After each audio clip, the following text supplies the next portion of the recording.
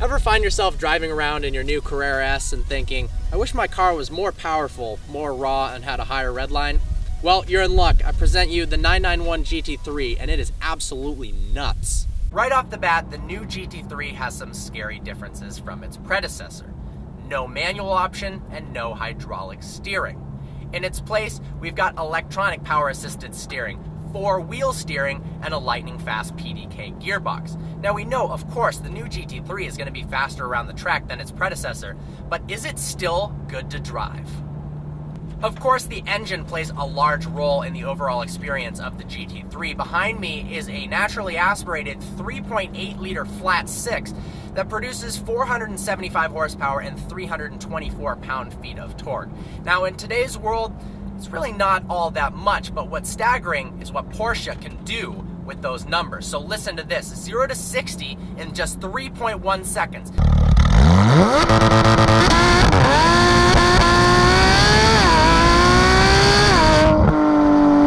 60 to 0 in 98 feet, the quarter mile in 11.3 seconds, and my all-time favorite, a red line of 9,000 RPMs.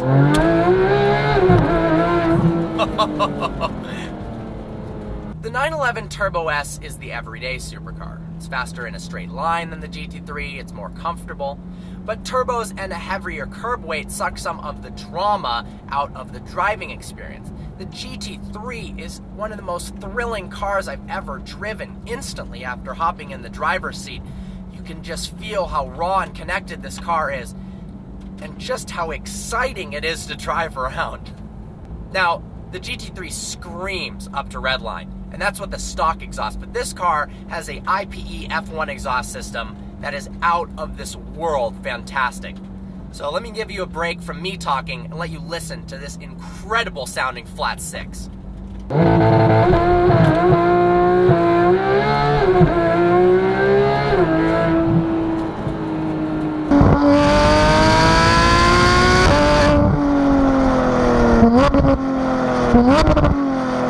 The steering in the GT3 is phenomenal. Porsche did an excellent job at making it feel like connected hydraulic steering, but still with electronic power assist.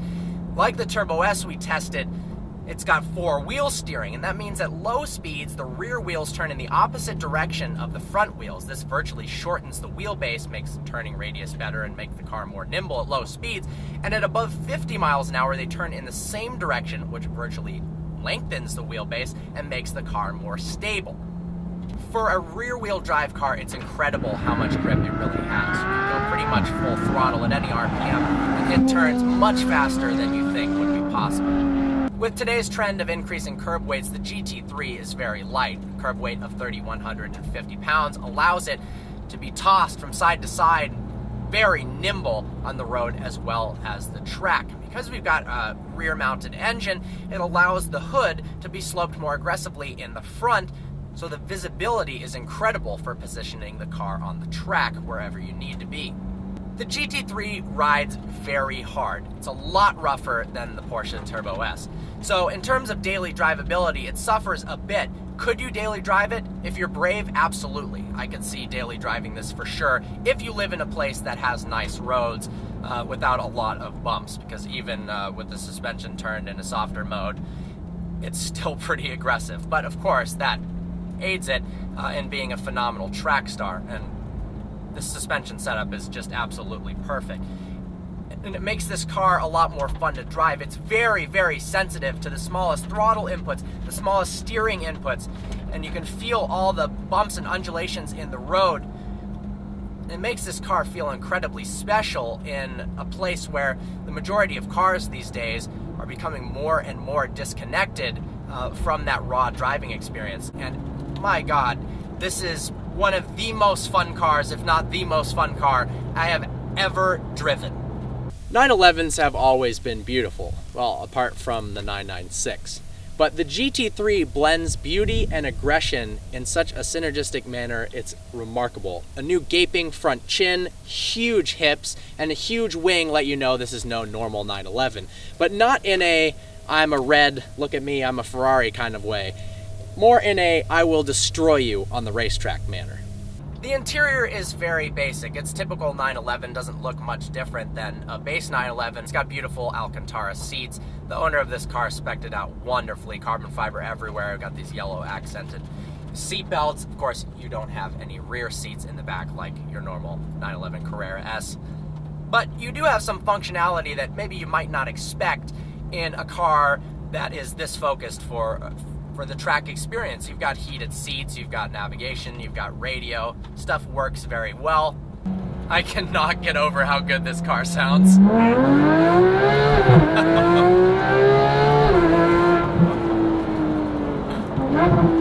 Oh my God. How can you not love that? So no, it doesn't have hydraulic steering or a manual option. Now, if a third pedal is a must, look at the Cayman GT4 or wait for the rumored 911R.